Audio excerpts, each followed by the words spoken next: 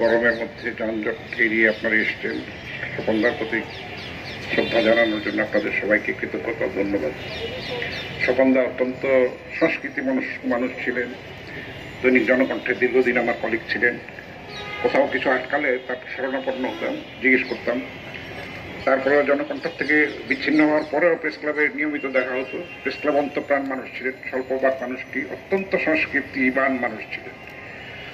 প্রগতিমনা, মুক্ত চিন্তার অধিকারী, অসাম্প্রদায়িক মুক্তিযুদ্ধের চেতনায় বিশ্বাসী, পরিচ্ছন্ন মনের অধিকারী। অনেক সময় সঙ্গীত নিয়ে, সংস্কৃতি নিয়ে আড্ডা হয়েছে, আলাপ হয়েছে।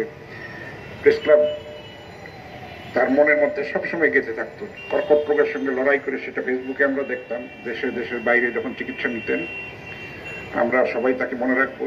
আমাদের খুবই কষ্টের দিন যাচ্ছে। গত শুক্রবার প্রেস ক্লাবে যেদিন ইফতার মাহফিল ছিল সেই দিনই আমরা বিমান ভট্টাচার্যের প্রয়াণের খবর পাই। বিমানদাও অত্যন্ত ভালো মানুষ ছিলেন।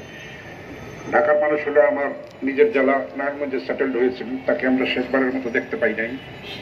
যখন বাংলার বাণীতে উনি কাজ করতেন তখন বাচ্চাদের পাতা দেখতেন। আমি সাংবাদিকতা পেশায় আসার আগেই তার কাছে যেতাম। লেখা ছাপা হতো শাপলা কুড়ির আসর বাংলার বাণী, যখন কলেজে পড়তাম।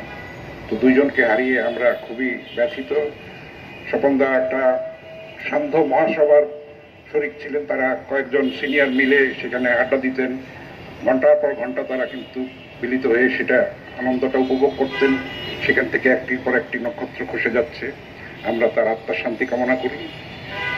শেষ করব একটা সংস্কৃত শ্লোক দিয়ে, দিব্য লোকান সব গচ্ছতু, অর্থাৎ তার আত্মার প্রতি শান্তি বর্ষিত হোক।